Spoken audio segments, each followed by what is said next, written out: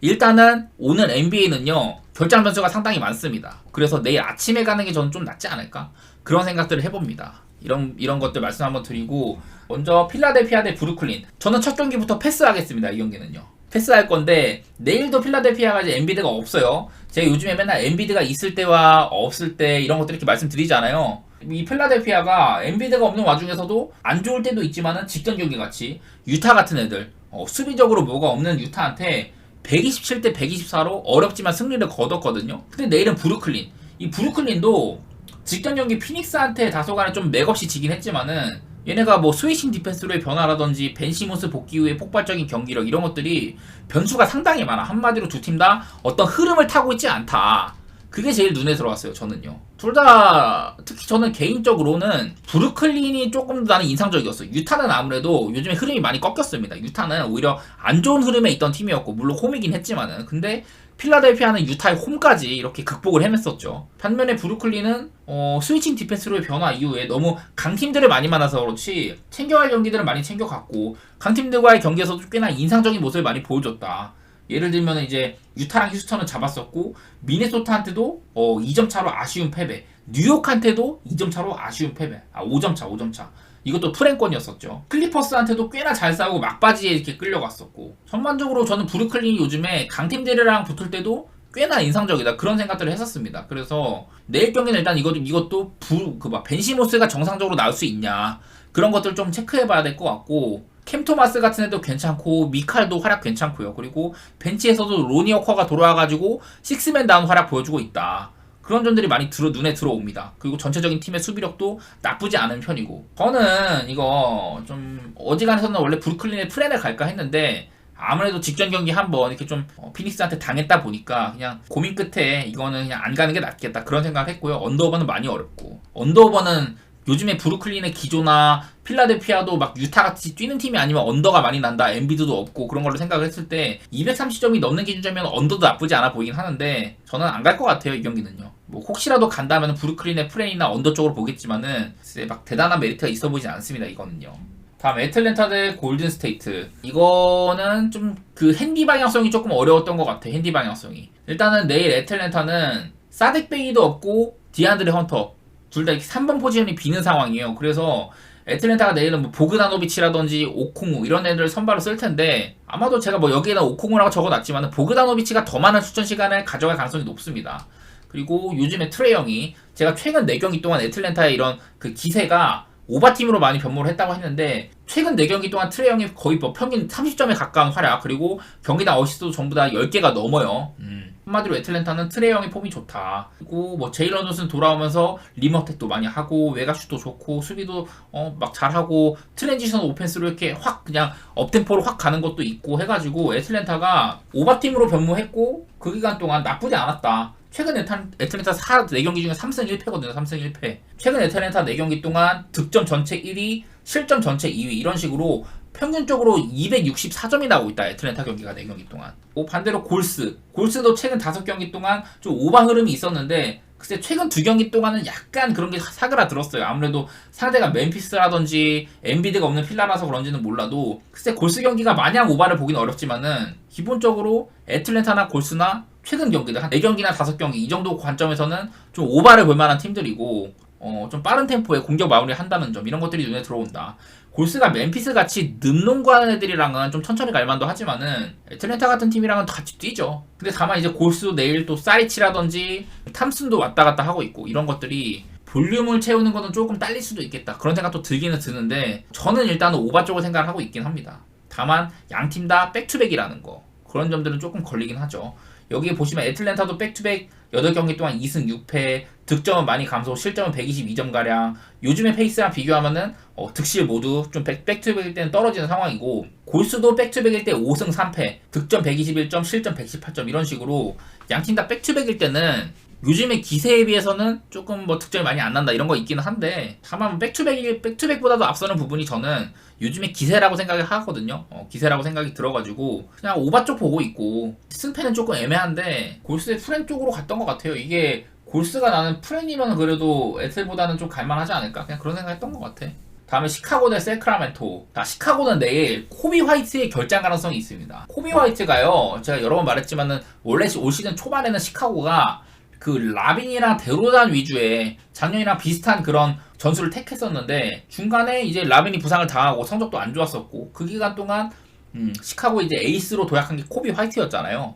요즘에도 화이트는 활약 좋아. 직전 경기도 35득점 하고 위닝샷도 날리고 막 했었는데 코비 화이트는 되게 잘합니다. 근데 내일은 이 코비 화이트가 결장 가능성이 있다는 거. 코비 화이트의 결장이 가장 큰 변수다. 시카고 최근 7경기 동안 그 전에 이제 라빈이 없었던 시절에 비하면은 원래는 방패로 득점은 저조하고 수비는 상당히 좋은 팀이었는데 최근 7경기 동안은 그런 색깔들이 많이 안 보인다고 했었고, 자, 세크라멘토는요, 반즈, 머레이, 사보니스 이런 친구들의 활약이 굉장히 좋다. 그리고 케빈 허더도 슈팅감이 상당히 올라온 그런 상황이고, 전반적으로 세크라멘토가 진짜 저는 그렇게 높이 평가는 안 하는데 왜냐면 기복이 심해가지고 언더오버 기복도 심하고, 근데 세크라멘토가 최근에 분위기가 좋은 건 사실이다. 최근 6경기 동안 5승 1패요. 5승 1패. 마이애미 만났을 때 106점밖에 못 넣고 그냥 맥없이 무너진 거 있기는 한데, 저는 개인적으로 시카고랑 마이애미가 좀 약간 겹쳐 보이는 면이 있다고 해가지고 그런 것들은 걱정이긴 한데, 이게 코비 화이트가 만약에 결장한다 그러면 세크라멘토가 엄청난 호재거든요. 세크라멘토가 도만타스 사보니스가 1월달 이제 2월달로 바뀌었는데 지난 1월달에 평균 득점 20.8점, 리바운드 14.5개, 어시스트 9개, 야투 66.5%, 3점도 71.4%, 얼마 안 던지지만은, 그리고 전경기 더블, 그 중에 7경기 트리플 더블, 아주 좋은 활약이었다는 거고, 사보니스는 늘 잘해주죠. 여기다가 키건 머레이도 1월달에 17.7득점, 5.8리바, 야투 51.2%, 3점슛 경기당 6개 던지는데 39.1%. 대단히 좋은 활약이었습니다. 여기다가 케빈 허더도 요즘에 3점 감이 많이 살아났다. 최근 케빈 허더가 야투 54.8%, 3점 47.1%, 경기당 16.8득점. 이 새끼가 한창 안 좋아할 때는 어땠냐? 한창 안 좋았을 때. 그 전에 한 9경기 동안 경기당 5.9점, 야투 32.3%, 3점 18%. 이런 지경이었었던 때가 있었는데 요즘에는 확 달라졌다는 거죠, 한마디로. 그래서 이 케빈 허더가 얘가 애틀랜타에 있을 때부터 허더의 슛감이 좋을 때는 팀도 되게 잘 나가. 작년에도 그랬었죠. 그랬는데 한창 이제 안 좋았을 때는 또 팀도 많이 못 나갔어. 근데 요즘에는 케빈 허더의 활약도 좋고, 뭐 디에런 팍스는 늘 잘하고 있고 괜찮죠. 해리슨 반즈도 요즘에 제가 어제도 말했던 게 해리슨 반즈가 경기당 야투 10개 이상 던지면은 세크라멘토의 승률이 12승 2패로 좋았다. 이런 것도 말씀드렸는데, 그래서 세크라멘토는 요즘에 좋은 분위기에 있다. 뭐 벤치에서도 뭐 트레이 라이스라든지 말링 몽크 같은 애들 대기하고 있고, 세크라멘토는 요즘에 호재인데 시카고는 딱히 큰 호재는 없다. 다만 코비 화이트가 결장 가능성이 있다는 거. 그런 것들을 생각을 하면은 저는 일단은 이거 자연빵으로 붙어도 세크라멘토가 프린이면은 상당히 좋다고 생각하거든요. 근데 거기다가 예를 들어 화이트까지 못 나온다? 그러면은 꽤나 좋아 보이겠죠. 저는 화이트의 결장 여부를 따져야 된다. 이 화이트가 시카고의 에이스이기도 하고 늘 시카고 경기는 이런 늦농구에 최적화돼 있다. 지난번 세크라멘토가 마이애미한테 처발린 것처럼 그럴 가능성도 충분히 있거든요. 이게 뭐 시카고의 홈이기도 하고, 그런 것들을 따져봤을 때는 네, 이 경기도 조금 애매한 경향이 있긴 합니다. 그리고 뭐 언더오버는 229.5 오면 일단 오바 쪽으로 보도록 할게요. 세크라멘토는 기본적으로 오바팀인데다가 시카고도 한창 이제 방패였던 시절에 비하면은 점수들이 꽤나 터지는 편이다. 그런 것들도 고려를 하면은 저는 오바 쪽으로 같이 또 보도록 할게요. 자, 댈러스 대 미러키. 내일 댈러스는 돈치치는 전상적으로 출전을 할 것 같고, 어빅이 다웃풀, 라이블리도 다웃풀. 공격의 천병 역할을 할 만한 선수와 이 수비진의 에이스, 그런 친구들이 결장한다는 거고, 쏠쏠한 자원인 엑섬도 빠진다. 댈러스가 결장에 대한 아쉬움이 꽤나 있는 상황입니다. 데릭 존스 주니어. 기동성 있는 윙 자원도 결장 가능성이 있다. 댈러스가 이렇게 좀 아쉬운 상황이죠. 반대로 미러키는 어떻냐? 미러키는 별다른 결장은 없어요. 다만 미러키가 이렇게 경계해야 되는 점은 기본적으로 릴라드랑 비즐리 앞선 수비가 안 좋다는 점이고, 얘네들의 3점슛 같은 부분들이 오락가락을 많이 한다. 그리고 미러키는 마땅한 벤치 포워드가 없다. 벤치 스코러가 그 바비 포르티스밖에 없다. 그런 점인데, 근데 바비 포르티스가 뛰는 타임에도 라이블리가 없으면 높이에서 전혀 아쉬울 게 없어요. 그리고 뭐 대존주라든지 그랜트 윌리엄스라든지 다 높이에서 충분히 압도할 만한 그런 상황이고, 저는 일단은 양 팀의 맞대결, 이 오바를 보는 게 좀 일단은 좋아 보인다. 기본적으로 댈러스가 요즘엔 득점력이 아쉬운 상황이긴 한데, 미러키는 어지간해서는 뛰는 팀이고, 최근 10경기 동안도 이렇게 득실 보면은 되게 많이 터집니다. 득점 전체 4위, 실점 전체 5위, 뭐 이런 식으로 득실도 많이 터지는 편이고, 저는 이 경기는 그렇게 막 깊이 생각을 안 했거든요. 댈러스에서는 일단 기본적으로 쿤보를 막을 자원이 없다. 양팀 다 앞선 수비도 안 좋은 편이고, 팀 하더웨이 주니어, 돈치치라든지 릴라드나 비즐레라든지 다 그 백코트 수비가 굉장히 별로인 팀들이에요. 그래서 서로 간의 슛감 같은 거, 슛감이 진짜 최악만 아니라면은 어지간해서는 저는 오바가 날 것 같고, 조금 더 믿을만한 공격 득점 자원이라면은 그래도 미러키 쪽에 쿤 보이지 않을까. 돈치시도 뭐 저번처럼 막 73득점 하고 그렇게 폭발력 있는 선수이긴 하지만은 저는 이 경기는 개인적으로 미러키의 승사이드로 보도록 하겠습니다. 이거는 저는 미러키의 마헨보다는 그냥 안정빵으로 그냥 미러키의 일반승 같은 거 가고 싶어요. 아무래도 좀 리그를 대표하는 이런 스타 플레이어 돈치치와 쿤보의 대결이기도 하고 또 댈러스의 홈이기도 하고 여러 가지로 좀 까다로운 부분이 있긴 있습니다. 저는 뭐 미러키의 일반승에다가 오바초 보고 있지만은 까다로운 경기인 것 같기는 하네요. 그 다음에 뉴욕 대 레이커스, 이건 뭐 말할 것도 없어요. 사실은 뉴욕 닉스가 올 시즌에 그냥 뭐 맨날 말하지만은 트레이드 이후에 지금 리그에서 가장 포스 있는 팀이 아닌가.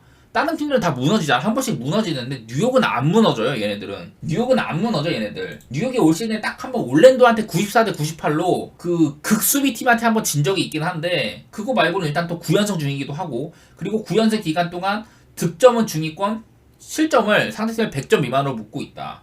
최근에만 해도 유타랑 인디애나 이런 팀들 만났는데 105점 103점으로 묶었었고, 덴버도 84점으로 묶고 그냥 수비가 끝장나는 팀이죠. 더구나 최근에는 이제 아누노비나 랜들이 없는데도 불구하고 수비가 말도 안 된다. 뉴욕은 그렇게 그러니까 큰 변수는 없을 것 같아. 자, 말씀하신 것처럼 레이커스가 직접 보스턴을 잡았잖아요. 심지어 르브론이랑 AD가 없는데도. 그치, 뭐 그런 거 나오면 어쩔 수가 없지. 그날은 또 근데 그 보스턴의 3점이 엄청 안 터진 날이기도 했었고, 저는 하나 경계하는 게 뭐냐면, 이 경기 저는 뉴욕 마헨의 언더 좋다고 보거든요. 근데 하나 경계하는 게 뭐냐면, 일단 뉴욕이 아까 제가 처음에 분석할 때보다 기준점이 3점이 내려갔다. 제가 처음 분석할 때는 229.5였는데 지금 뉴욕 경기 그 정도면 굉장히 훌륭하거든요. 기준점이. 특히 또 레이커스도 요즘에 그 오바 분위기이긴 하잖아요. 보시다시피 최근 7경기 동안 레이커스 경기가 직전 보스턴 경기는 114대 105밖에 안 났지만 그거는 르브론이나 AD가 없는 거였고, 레이커스의 최근 7경기 동안 레이커스가 갑자기 달리기 시작한 이후로 평균적으로 254점이 나고 있거든요. 그래서 이런 것들이 걱정이기는 해. 근데 문제는 뭐냐, 뉴욕은요 이렇게 달리는 팀들한테 유타라든지 인디애나 이런 팀들도 105점 103점으로 묶은 팀이잖아요. 나는 그래서 레이커스의 이런 오바세보다도 뉴욕이 상대팀을 막아놓는다는 거, 이게 상당히 크다고 생각이 들거든요. 다만 근데 그런 건 있어. 클파 잡고 오클 잡고 보스턴 잡고 뭐 그랬던 것처럼 호조의 컨디션을 보이는 팀들을 잡아냈던 레이커스의 이런 의외성, 아무래도 어디까지나 그건 레이커스의 의외성이고, 의외성. 레이커스가 맨날 강팀 잡았으면 레이커스는 강팀을 잘 잡는 팀입니다, 이렇게 했겠죠. 근데 어디까지나 레이커스는 패배한 적이 더 많아요, 그런 경기에서는. 그리고 말씀하신 것처럼 내일도 앤서니 데이비스나 르브론이나 출전을 확답할 수는 없는 상황이다. 뉴욕도 마찬가지로 아누노비가 퀘셔너블이기도 하고요. 이 경기도 뭐 저는 개인적으로 뉴욕 마인의 언더 쪽을 좋게 보긴 합니다. 그냥 말할 것도 없어. 뉴욕이 요즘에 너무 잘해. 잘하는 데는 전부 다 수비적인 배경이 있었다. 뉴욕은 최근 연승 기간이나 트레이드 이후에 단 한 번도 수비적으로는 실망시킨 적이 없었다. 한 17경기가 16경기 동안. 저는 그런 관점에서는 뉴욕을 너무 좋게 보고 있긴 한데, 레이커스의 의외성이나 출전 변수라든지 진짜 레이커스가 웃기게도 이렇게 진짜 잘하고 있는 팀들을 많이 잡았어요. 레이커스가 그것 때문에 걸려. 그런 거 말고는 큰 변수는 없다고 생각을 하고 뉴욕 마인의 언더 쪽으로 생각해 보도록 하겠습니다. 이게 뉴욕이 제가 처음 그 분석할 때 229.5였는데 3점이나 벌써 내려갔다는 거, 그런 것들 보면은 저는 더 내려갈 가능성도 있다고 생각을 하거든요. 그만큼 다들 보는 시각은 똑같구나, 이런 생각이 좀 들었던 것 같네요. 자, 그리고 마지막으로 샌안토니오 대 클리블랜드인데, 이거는 얘를 한번 보면서 얘기를 할게요. 무엇보다도 내일은 이 샌안토니오가 백투백인데, 백투백이면 과연 웬베냐마가 나올 것이냐, 그게 가장 큰 문제죠. 올 시즌 웬베냐마의 출전 일지를 한번 보도록 하겠습니다. 자, 빅터 웬베냐마의 출전 일지인데요. 그리고 백투백일 때는 보통 잘 안 나옵니다. 올 시즌에 보면은 이때 멤피스전에도 백투백 나왔는데 이날도 12점차 대패, 그리고 하다가 한번 부상으로 빠졌었죠. 그러고 나서는 부상으로 한 경기 빠진 이후부터는 출전 시간도 나름대로 관리도 받고 있고 백투백일 때 안 나옵니다. 보면은 이때는 뭐 17일날 경기하고 19일 경기인데 이때 안 나왔어요. 21일날 경기하고 23일인데 이때도 관리 차원에서 안 나왔었고, 28일날 경기하고 백투백, 29일날 안 나왔고 백투백일 때 안 나왔었고, 이날은 포틀랜드와의 연전 중에 한 경기만 나오겠다, 이런 것들이 이미 얘기가 돼 있던 상태였었죠.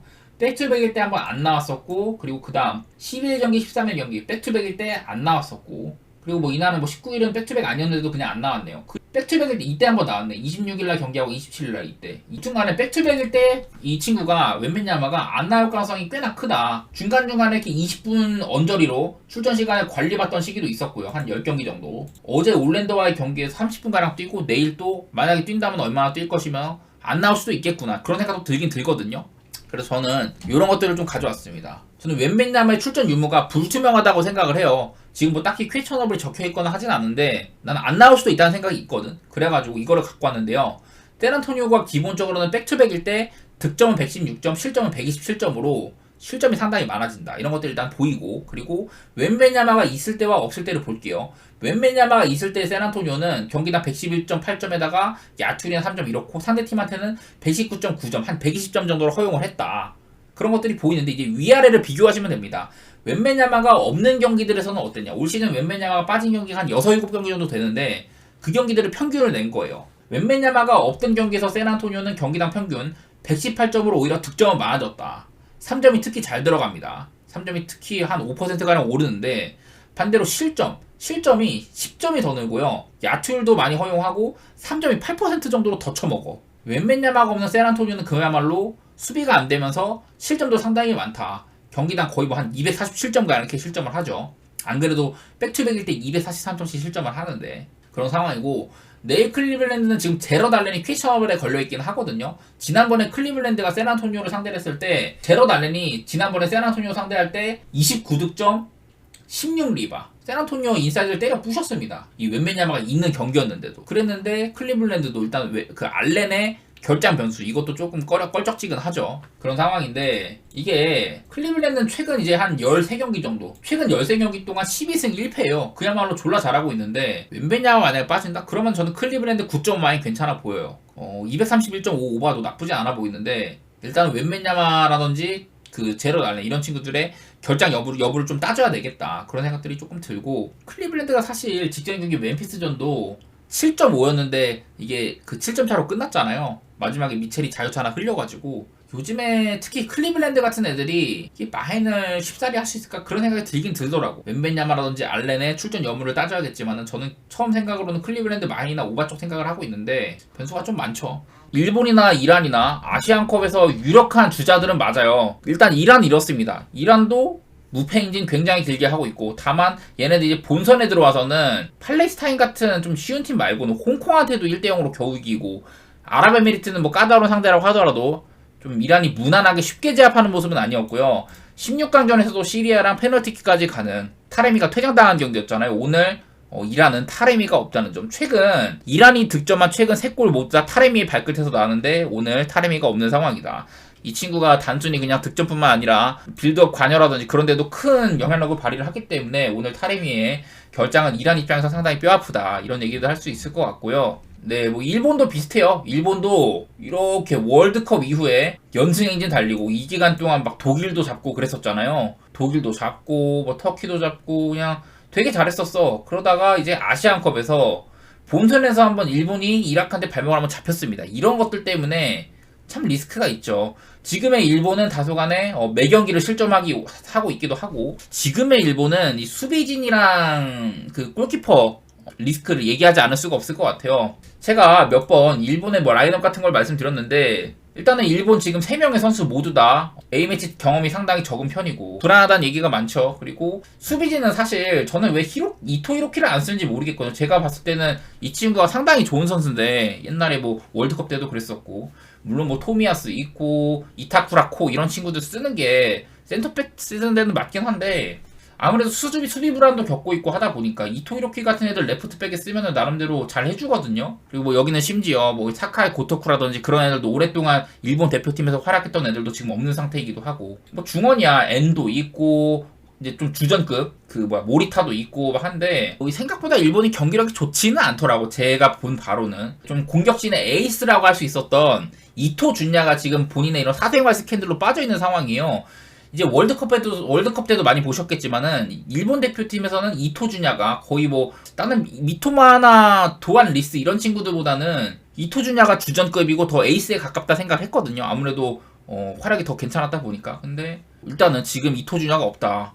일본은 이토 준야의 대체자가 많기는 많아요. 차고 넘치는 공격수들이 많다 보니까. 근데 일본 역시 일본 역시 이토준야의 공백이 아주 없지는 않을 거다. 그런 생각은 일단 하고 있습니다. 답답한 경기가 되면은 이토준야 같은 선수들이 꼭 필요한데 그거는 좀 아쉽죠. 일본은 그리고 저는 개인적으로는 다른 포지션들에 비해서는 최전방은 좀 아쉽다고 생각이 들거든요. 그래도 우에다 아야세 이런 친구들이 A매치에선 지금 좀 그래도 호쾌한 모습 보여주고 있다. 그런 것들도 뭐 대단히 걱정되는 요소는 아니긴 하고, 제가 저번에도 이란이 전반적으로 다 보시면 A매치 출전 횟수가 장난 아니죠. 전반적으로 이란은 월드컵 때 뛰었던 선수들이 이번 아시안컵에서도 그대로 나온다. 그런 얘기를 들었었고, 전력이 안정적이다 이런 얘기들은 들었던 것 같아요. 근데 조금 더 이제 다른 얘기를 해보자면, 역사상 아시안컵에서 이란이 일본을 상대했을 때 2무 2패다. 한마디로 아시안컵에서는 이란이 일본을 이겨본 적이 없다. 그리고 그 4경기 전부 다 이란은 일본한테 무득점이었다. 중요도가 있는 경기에서는 일본이 이란한테 지지 않았다는 거죠, 한 번도.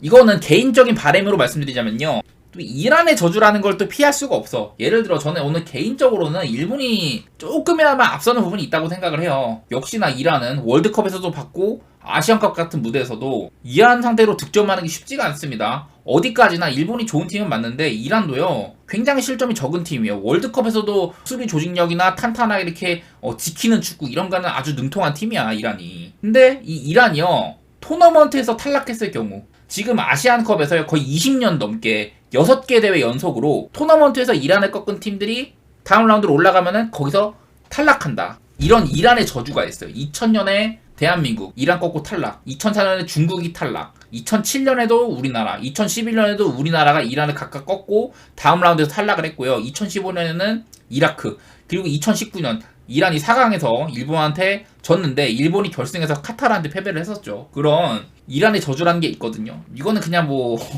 보너스 정도로 알고 가시라는 거고, 제 개인적인 생각으로는 일본이 조금이라도 승리할 확률이 높은 건 맞는데 근데 배당 1.67밖에 안 되죠. 다시 생각해보면 이란은 진짜 큰 무대, 월드컵 같은 큰 무대에서 보여줬던 그런 정도의 수비력까지는 아닌 걸로 보이긴 하는데, 토너먼트에서 이란 꺼내는 게 여간 쉬운 일이 아닙니다. 저는 한번 이 경기 뭐 무승부라든지 조금 더 안정적인 선택을 한다면은 난 이란의 프렌 같은 거 가고 싶네. 일본의 일반승 1.67도 낮지는 않거든요.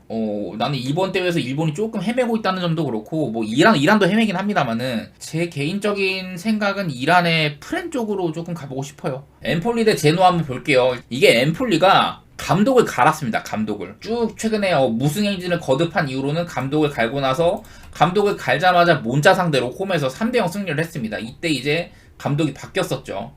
니콜라 감독으로. 그래서 엠폴리가 감독 바뀐 이후에는 무패, 2경기밖에 안 했지만 무패 행진 중이다. 이런 것들도 얘기는 할만 하긴 하거든요. 다만 근데 제노아가 너무나 지금 상승세를 띠고 있다는 점. 제노아가 막 유벤투스랑도 비기고 볼로냐랑도 비기고 막 하면서 인터밀란도 비겼어. 제노아랑은. 제노아가 근데 또 이길 때 시원시원하게 이기는 팀은 아니에요. 보시다시피 햄무 또 이길 때 경기 보면은 햄무, 코파 이탈리아건 무승부니까 빼고 사레니타나 햄무, 이때는 뭐 로마 상대로는 뭐 4대1로 대승하기도 했네요. 그리고 라치오한테도 햄무, 이런 식으로 제노아가요 올 시즌에 7승 중에 승리한 경기는 6번이 햄무였고요. 패배한 경기들 8경기 중에 7번이 햄무패야. 제노아 경기는요, 마헨이나 뭐 이런 걸 가는 게 아닙니다. 그냥 햄무 접근하는 게 좋아. 그런 생각이 드는데, 저는 오늘도 아니 뭐 엠폴리가 감독 깔고 잘 나가는 건 알겠는데, 제가 뭐 여러 번 말씀드렸지만 제노아의 팀 구성 자체가 상당히 세리에에서 잔뼈가 굵은 그런 선수들을 많이 보유를 하고 있다. 말리노프스키나 스트로트먼, 여기다가 밀란 바델레, 이런 친구들은 이탈리아에서 오랫동안 선수 생활을 하면서 세리에 잔뼈가 굵은 선수들이고, 여기 있는 소르스비, 이 친구도 삼프도리아에서 오래 뛴 선수고, 이제 좀 그 토트넘으로 팔려간 드라구신에 없는 그 수비진이 약간 아쉽긴 하나, 전반적으로 전방 자원도 괜찮아요. 이탈리아 상비군급의 레테기에다가 올 시즌 좋은 활약하고 있는 구드문손. 전반적으로 저는 제노아의 구성이 엠폴리랑은 비교도 안 되게 좋다고 생각하거든요. 그런 이유 중에 하나는 또 엠폴리가 팀에 또 얼마 없는 자산 중에 하나, 직전 유벤투스와의 경기에서 득점도 했었던 톰마소 발단지를 로마에 팔았다. 이 친구가 2003년생으로 나름대로 이탈리아의 이제 좀 어린 세대, 유망주 라인업에서는 되게 각광받는 선수인데 발단지마저 팔았습니다. 올 시즌을 앞두고 아슬란이라든지 또 비카리오, 뭐 여러 명 선수 많이 팔았다고 했었죠. 그만큼 엠폴리는 전력 누수가 매우 심한 상황이다. 그나마 지금 어떻게 시즌을 지탱하고 있긴 한데, 안 그래도 없는 자산 중에 발단지 같은 애들도 팔고, 저는 엠폴리에 대한 기대가 그렇게 크지는 않고요. 제노아는 오히려 기대가 크죠. 저는 개인적으로 이 경기 제노아의 일반 승도 배당이 나쁘진 않은데 햄무 같은 것도 괜찮아요. 나는 제노아가 일반 승배당이 2배가 넘어가면 괜찮은 것 같고, 나는 좀 의심스럽다. 그런 분들은요, 무승부 같은 거 하도 되고. 당장에 제노아가 쉽게 지진 않는 팀이다. 원정에서는 막 이랬던 구간이 있었는데, 그래도 최근 원정 3경기 연속으로 패하지 않고 있기도 하고, 저는 제노아 쪽을 조금이라도 좋게 보는 부분이 있습니다. 이 경기는요. 우디네스의 몬자는 그냥 간단하게만 할게요. 이 경기는 별거 없습니다. 우디네스가 그래도 지금 이적 시장에서 사마르치라든지 비올 막 그런 친구들 많이 지켰어요. 본인들이 갖고 있는 자산들을 별로 안 보냈어. 원래는 이적 시장에 큰 손이 될 줄 알았는데 별로 안 팔았다. 단적으로 우디네스는 리그에서 12무 올 시즌 22경기 중에 절반이 넘는 경기가 무승부였습니다. 일단 우디네스는 무 맛집이고요. 그리고 몬자도 7승 7무 8패인데 얘네들도 뭐 무가 나쁘진 않아요. 뭐 적은 수치는 아니고, 단적으로 그냥 제가 여러 번 몬자가 중위권 치고는 분에 넘치는 그런 중원을 가지고 있다 막 그랬었는데, 폴타니 같은 애도 좀 득점 가문도 있었고, 뭐 갈리아르디니, 패시나 이런 친구들도 좀 오락가락 하는 것 같아요. 여전히 근데 몬자는 후방 담브로시오나 파블로 마리 칼디롤라, 담브로시오나 칼리롤라는 되게 이제 세리아에서 오래 뛴 선수이기도 하고, 그리고 우수한 평가를 받는 디 그레고리오 골키퍼라든지, 공격력은 조금 저평가를 받더라도 수비력은 나쁘지 않다. 뭐 우디네세는 별다른 얘기는 할 거 없습니다. 그냥 우디네세가 가지고 있는 재능들은 많이 지켰고 여전히 리그에서 무승부가 많은 팀이다. 그냥 이거는 다른 거 없이 무승부 한번 찌르고 말 경기인 것 같아요. 우디네세 대 몬자 경기는요. 프로시노네 대 밀란 해볼 텐데, 이건 뭐 프로시노네는요 뭐 대단한 거 없습니다. 이 친구들은 제가 맨날 말하지만은 임대생의 비율이 많고 그 어린 선수가 되게 많다. 뭐 유스의 강팀들 레알 마드리드나 유벤투스, 윈헨 이런 데서 임대온 선수들이 되게 많은데, 한창 안 좋았다가 요즘에는 조금 살아난 모양새긴 하거든요. 물론 뭐 상대한 팀들이 좀 삐리한 팀들이긴 해. 그 이제 원정 칼리아리, 홈 칼리아리라는 얘기가 좀 다르지만 원정 칼리아리는 그래도 프로시노나 이렇게 잡을 만한 팀이었었고, 선수를 엄청나게 많이 갈아치운 베로나가 지금 모기업에 재정난이 있어가지고 안 그래도 없는 선수들을 많이 팔고 있거든요. 그래서 프로시노네가 얘네랑도 비기고, 뭐 프로시노네는 그래도 한창 안 좋았던 흐름을 끊었다고는 할 수 있다. 그런 것들이 보이긴 보이는데, 내일 상대는 밀란이죠. 밀란. 자, AC 밀란이 이제 그 이스마일 베나세르도 알제리가 조기 탈락하면서 복귀를 했고, 밀란이 지금 풀전력이라는 소리예요. 그 좀 수비진의 아쉬움은 있지만은 어쨌든 간에 이렇게 최근 10경기 정도 10경기 동안 7승 2무 1패로 상당히 괜찮았다. 프로시노네 같은 팀이랑 붙기에, 일단 이 프로시노네는 아까도 말했다시피 되게 선수단이 젊고 이런 변수 창출이 되게 많아요. 어쨌든 뭔가 알게 모르게 이상한 그런 기운이 있어. 그래서 저는 일단 밀란 쪽을 좋게 보는 편이긴 하거든요. 하지만 밀란 입장에서 조금 껄끄러운 건 뭐냐, 이 프로시노네가 그 홈 성적이 괜찮아요. 홈 성적이 승점 23점이잖아요 홈에서는 6승 2무 3패, 원정 0승 3무 8패, 원정에서 승점 3점이다. 한마디로 홈에서는 승점 20점, 원정에서 승점 3점이다. 홈에서는 좋은 면모가 많이 있거든요. 이런 것들 때문에 난 밀란 가기가 조금 꺼려지긴 해. 근데 그냥 그런 것들 떼놓고 보면은 단적으로 AC 밀란도 홈에서 8승 1무 2패, 원정 6승 3무 2패. 프로시노네가 홈에서 잘한 것보다 올 시즌 원정에서 밀란이 거둬간 승점이 더 많다. 그런 것들도 생각을 해보면은 밀란을 가는데 그렇게 대단한 무리는 없을 것 같다. 다만 이 경기도 AC 밀란의 일반승 배당이 높지는 않잖아요. 저는 그냥 AC 밀란의 일반승 그리고 좀 오바 같은 거 이렇게 보고 말 것 같아요. 근데 밀란 승이나 오바나 둘 다 배당이 별로 맛은 없어요. 라리가는 딱 한 경기, 제가 소시지랑 지로나 경기를 해보려고 하는데, 이 소시지도 최근 들어서는 무승부도 상당히 많은 편이고 좀 깔끔한 승리를 못하는 편이다. 그런 것들이 많이 보여요. 일단은 소시지가 얘네가 홈에서는 되게 잘하죠. 홈에서는 잘하고, 그리고 일반적으로도 이렇게 그냥 최근에 잘 지지 않고 있다. 빌바오한테 원정에서 패한 거 있긴 하지만은 잘 지지 않는 팀인데, 기본적으로 소시지다는 홈이랑 원정 차이가 조금 있습니다. 소시지가 홈에서는 이렇게 긴 기간 동안 무패 행진 달리고 그랬다가 바르셀로나한테 한번 깨졌고, 그리고 최근엔 또 3경기 연속 무승부이기도 하고. 근데 원정은 홈에 비해서는 조금 아쉽긴 해요. 원정 소시지도 올 시즌에 여기서부터 이렇게 좀 원정은 그냥 평범한 편이더라. 하지만 상대가 오늘 지로나라는 거, 이 지로나는요 단적으로 이렇습니다. 지금 올 시즌에 쭉 보면은 레알한테 한번 지고, 그리고 쭉 가다 보면은 마요르카한테, 이거는 또 적이었죠, 코파델레이. 그래서 리그에서는 1패밖에 없는 상황이고, 리그에서도 얘네가 발목을 잡혔던 팀들 보면은 알메리아한테 이게 비긴 거, 리그 꼴찌 알메리아한테 비긴 거는 다소 의아하긴 해. 근데 홈 강자 베티스한테 비긴 거, 이거는 납득이 가죠. 빌바오도 상당히 까다로운 팀이니까 이것도 납득이 가긴 간단 말이야. 그리고 소시지랑도 홈에서 원정 가서 한번 비겼었고, 나름대로 어지간한 이런 약팀들은 잘 잡지만은 그래도 조금 만만치 않은 팀들이랑은 지로나가 무난하게 승리하는 그림은 그렇게 많지 않았다. 이런 것들이 조금 눈에 들어옵니다. 그래도 이 와중에서도 원정에서 누캄프에서 바르셀로나를 4대2로 털고 그런 것들도 보이긴 했는데, 소시지도 만만치 않은 상대이긴 하죠. 지로나가 라리가에서도 홈이나 원정이 거기서 거기에요. 홈에서도 9승 1무 1패, 원정 8승 3무. 오히려 홈에서는 1패가 있지만은 원정에서는 무패다. 지로나는 홈이나 원정이나 거의 뭐 균등하게 좋은 모습을 보이고 있다는 거고, 소시지는 홈에서는 5승 5무 1패, 원정에서는 4승 3무 3패. 오늘은 원정이긴 합니다. 원정에서는 그래도 3패가 있어요. 양팀 다 괜찮은 경기력을 보여주고 있는 팀이긴 한데, 제 눈에 들어왔던 건 뭐냐면은 소시지의 이 전력 누수가 조금 눈에 들어오더라고요. 저는요. 공격의 천병, 전반기에 상당히 우수한 윙자원이었던 쿠보가 아시안컵에 차출이 돼 있고, 그리고 이제 하마리 트라우레 또 지금 빠져 있는 상황이고, 티어니도 부상, 멜렌케스나 자카리안 이런 애들도 좀 로테이션 자원으로 준수하거든요. 그리고 아이헤임 무뇨즈라든지 바르네테사 이런 친구들도 지금 많이 빠져 있어요. 한마디로 소시에다드의 결장 변수가 꽤나 크다. 좀 쉽게 가자면은 지로나의 일반승 같은 것들도 내다볼만 하긴 한데, 저는 왜냐면 2배는 넘어야 된다고 생각을 했거든. 소시지가 그만큼 만만치 않은 팀이라는 걸 생각해가지고. 근데 2배가 안 되면은 별로 가는 맛이 있진 않네. 그냥 그 정도. 저는 그냥 이 경기는 무승부 같은 거 가고 말 것 같아요. 저는 이제 바이에른 뮌헨, 이거는 처음에 말씀드렸는데 양팀의 맞대결 전적 이게 너무 빡세. 물론 뮌헨 좋죠. 뮌헨 좋은 팀이지. 근데 그건 맞는데 걱정은 된다 이거죠. 걱정은. 이거 뮌헨의 일반승 같은 거나 마헨 이런 거 쉽게 누르기 조금 까다로운 경기인 것 같습니다. 제가 생각하기로는 뮌헨이 오늘 1.1배당이거든요. 근데 양팀의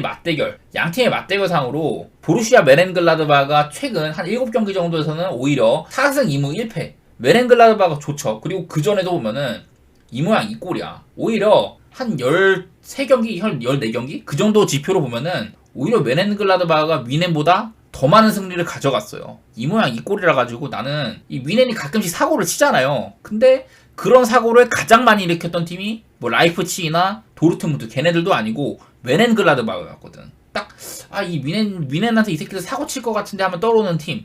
뭐 메렌글라드바랑 프라이부르크 그런 팀들이거든요. 그래서 메렌글라드바와의 경기는 늘 조심해야 되는 바이에른 뮌헨이다. 뭐 이때도 보니까 많이 이겼네. 한창 이제 막 펩 가르디올라가 지도할 때도 메렌글라드바는 한 번씩 뮌헨의 발목을 늘 잡아왔다. 이런 것들을 생각을 하면은 1.1짜리 뮌헨 그리고 뭐 1마이 몇 배야? 1.4짜리 뮌헨?